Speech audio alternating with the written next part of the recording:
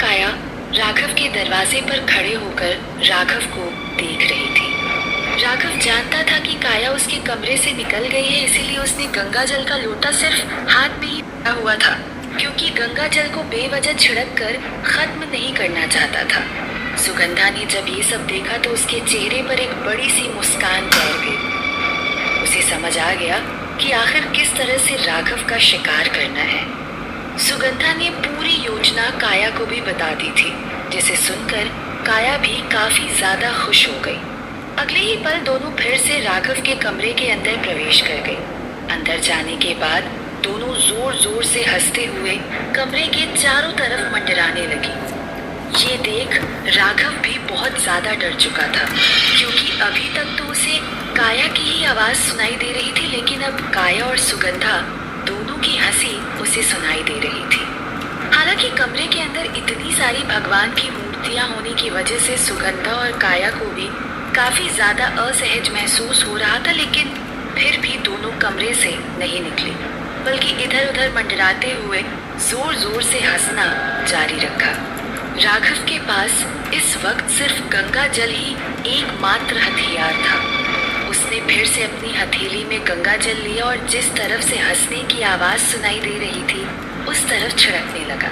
लेकिन जैसे ही राघव उनकी तरफ गंगा जल फेंकता, सुगंधा और काया वहां से जगह छोड़कर उसी कमरे में दूसरी जगह चली जाती थी और वहां जाकर हंसने लगती। इस तरह राघव का निशाना हर बार चूक रहा था।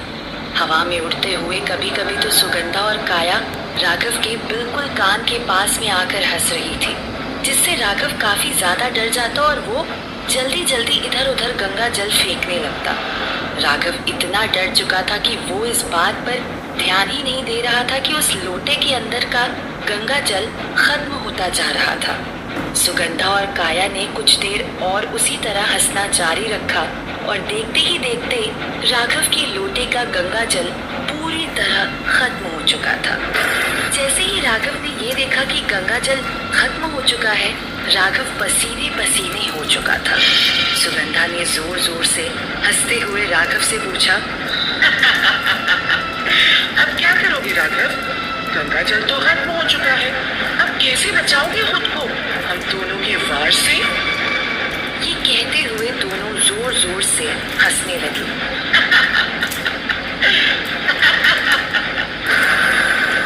राघव को भी अब समझ नहीं आ रहा था कि आखिर वो खुद को बचाने के लिए क्या करे। कहीं न कहीं उसे अपनी मौत सामने नजर आने लगी थी। उस वक्त सिर्फ चंद्रकला ही थी जो राघव को बचा सकती थी, लेकिन वो भी इस वक्त हवेली से काफी ज्यादा दूर थी। वहीं सुगंधा और काया के लिए अब सबसे बड़ी चुनौती ये थी कि राघव को इस कमरे से बाहर कैसे लेकर जाया जाए, क्योंकि उस कमरे में उतनी सारी भगवान की मूर्तियां होने की वजह से उन दोनों की ही शक्तियां भी थी।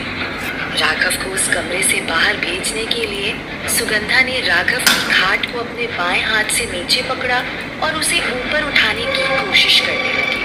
लेकिन चूंकि खाट के ऊपर भी भगवान की तस्वीरें रखी हुई थी, इसीलिए उन तस्वीरों का प्रभाव उस खाट के ऊपर भी था।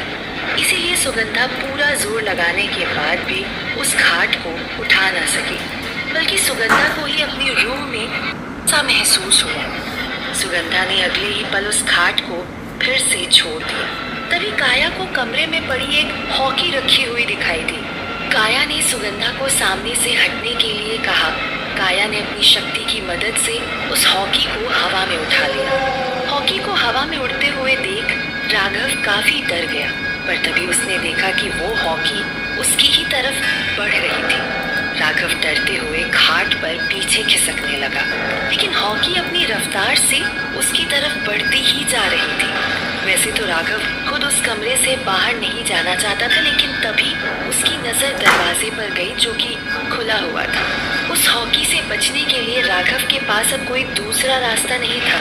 राघव दौड़कर उस हॉकी से बचते हुए कमरे से बाहर निकल गया और तुरंत कमरे को बाहर से बंद कर लिया। हॉकी उस दरवाजे से टकराकर नीचे गिर गई।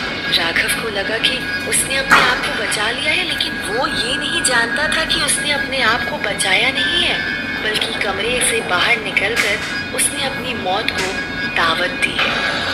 राघव बाहर आते ही इधर उधर भागते हुए योगेंद्र और हवेली के बाकी लोगों को आवाज लगाने लगा।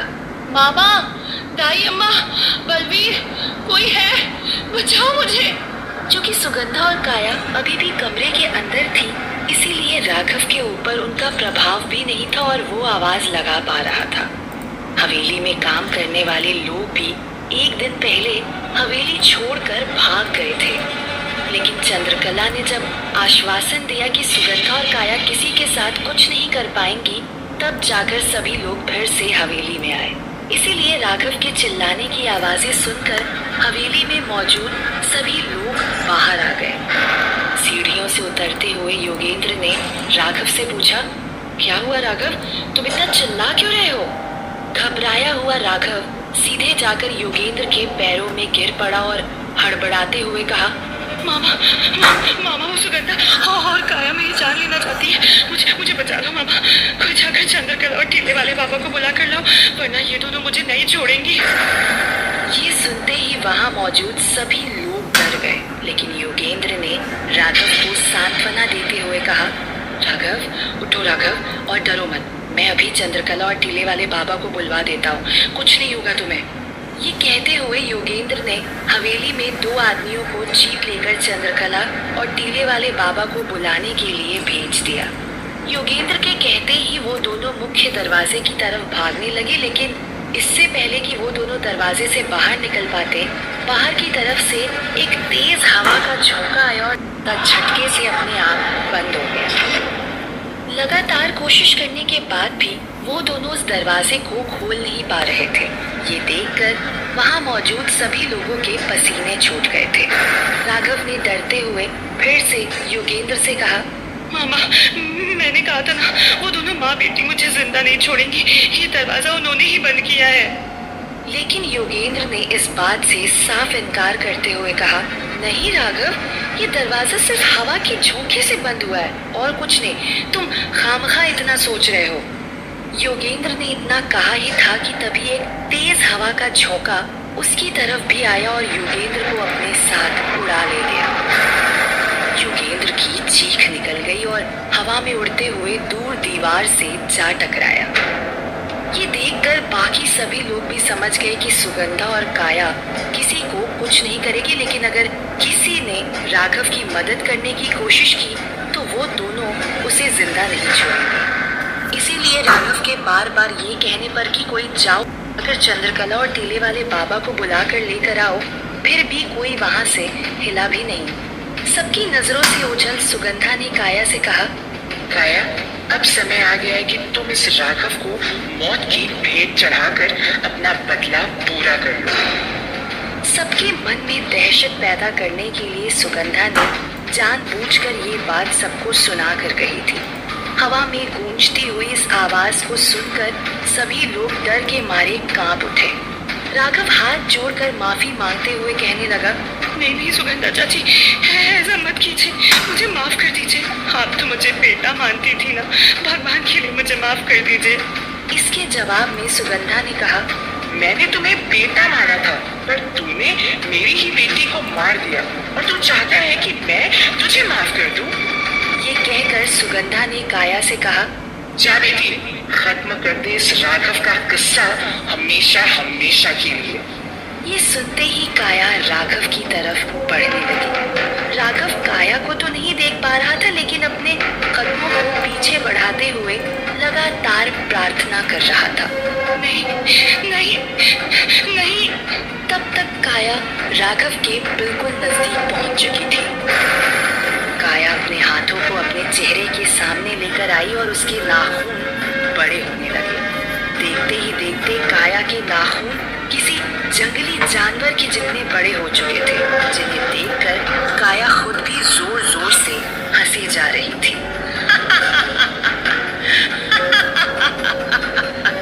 काया की हंसी सुनकर राघव भी समझ गया कि काया बिल्कुल उसके नजदीक पहुंच चुकी है। राघव भी पीछे की तरफ बढ़ जरूर रहा था, लेकिन एकाएक उसके पीछे दीवार आ चुकी थी। अब राघव उससे पीछे भी नहीं जा पा रहा था, बस हाथ जोड़कर लगातार रोए जा रहा था। वहाँ मौजूद मौजूद सभी लोगों को भी यही लग रहा था कि अब राघव की मौत निश्चित है, अब उसे कोई नहीं बचा पाएगा। काया ने अब अपना हाथ राघव के गले की तरफ बढ़ाना शुरू कर दिया था, लेकिन जैसे ही उसने अपने बढ़े हुए नाखूनों वाले हाथ से राघव के गले को पकड़ा, काया को बहुत जोर का झटका महसूस हुआ और उसकी चीख निकल गई। ये चीख सुनकर सिर्फ राघव ही नहीं बल्कि सुगंधा और वहां मौजूद सभी लोग भी चकित रह गए थे। सुगंधा को भी समझ नहीं आया कि आखिर राघव को सिर्फ छूने मात्र से काया को ऐसा झटका कैसे लगा। तभी राघव की नजर अपने गले में पहने टीले वाले बाबा के दिए हुए रुद्राक्ष पर गई। वो समझ गया कि टीले वाले बाबा के दिए हुए रुद्राक्ष ने ही उसकी रक्षा की है। उसे याद आया कि टीले वाले बाबा ने कहा था कि चाहे कुछ भी हो जाए, इस रुद्राक्ष को अपने गले से अलग मत होने देना।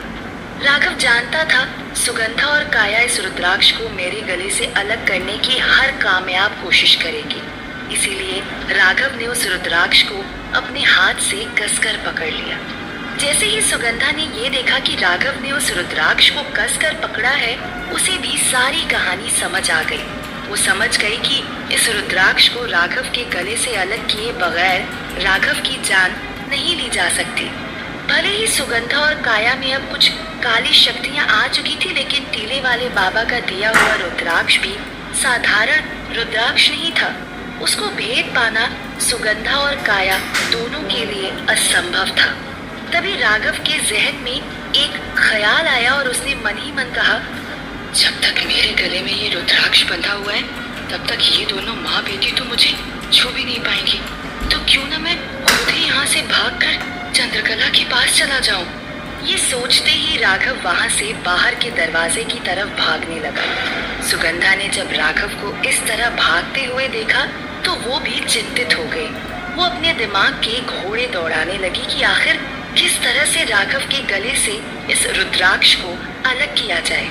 तभी सुगंधा की नजर हवेली में मौजूद पहलवान पर पड़ी, जो कि शरीर में बहुत लंबा चौड़ा था। सुगंधा जानती थी कि सिर्फ पहलवान ही राघव के गले से इस रुद्राक्ष को अलग कर सकता है। ये सोचकर सुगंधा ने उस पहलवान को ललकारते हुए कहा, पहलवान जा और उस राघव के गले से उस रुद्राक्ष को अलग कर दे, वरना राघव से पहले तेरी जान जाएगी। पहलवान ने जैसे ही सुगंधा के मुंह से ये सुना, वो चौंक गया। उसने मना करते हुए कहा, नहीं नहीं सुगंधा चाची, मैं अपने मालिक की जान लेने में भागीदार नहीं बन सकता, चाहे आप मेरी ही जान क्यों न ले ले। राघव तब तक दरवाजे तक पहुंच चुका था। जब उसने पहलवान के मुंह से ये सुना तो उसे पहलवान पर बहुत गर्व महसूस हुआ। राघव दरवाजे पर पहुंच तो गया था, लेकिन बहुत कोशिशों के बाद भी राघव दरवाजा नहीं खोल पा रहा था। वहीं इधर पहलवान के मना करने पर सुगंधा झल्ला गई। उसने देखा कि पहलवान अकेला नहीं था, उसके पास में उसकी पत्नी भी खड़ी हुई थी। सुगंधा ने उसकी पत्नी को देखते हुए कहा, तुझे अपनी जान प्यारी नहीं है, लेकिन अपनी पत्नी की जान तो प्यारी है ना। जैसे ही सुगंधा ने ये कहा, काया ने पहलवान की पत्नी को हवा में उठा दिया। डर के मारे पहलवान की पत्नी जोर जोर से रोते हुए कहने लगी, छोड़ दीजिए मुझे, हमने आपका क्या बिगाड़ा है। तभी सुगंधा ने फिर से पहलवान को ललकारते हुए कहा, सोच ले पहलवान, मालिक या पत्नी। पहलवान की आंखों से साफ झलक रहा था कि पहलवान अपना मन बदल चुका है। वहीं राघव अभी भी दरवाजा खोलने में नाकामयाब था। वहीं इन सबसे दूर चंद्रकला के घर पर नीति आराम से सोई हुई थी। नीति को सारी बात पता होने की वजह से नीति आज जरा भी घबराई नहीं थी और ना ही खुद को कमरे के अंदर बंद करने की वजह से चंद्रकला को भला बुरा कह रही थी। उसने तो बस चुपचाप खाना खाया और सो गई। नीति अपने बिस्तर पर आराम से सोई हुई थी कि तभी अचानक से नीति को पेट में धीमा धीमा दर्द होने लगा। दर्द होने की वजह से नीति अपने बिस्तर से उठकर अपने पेट को पकड़कर बैठ गई, लेकिन धीरे धीरे पेट का दर्द बढ़ता ही जा रहा था और कुछ ही देर में नीति के लिए वो दर्द असहनीय हो चुका था। तभी नीति नीति की नजर अपने पैरों के ऊपर गई। उसने देखा कि उसके पैरों से होते हुए खून की बूंदें टपक रही थी। खून को देखकर नीति बहुत ज्यादा घबरा गई। नीति को आज तक कभी भी कोई चोट नहीं लगी, ना ही उसको कभी कोई घाव हुआ था। फिर अचानक से उसके शरीर से निकला ये खून कैसा था, ये नीति भी नहीं समझ पा रही थी। आखिर क्या रहस्य है नीति के इस खून के पीछे? कहीं ये कोई नए खतरे का तो अंदेशा नहीं है?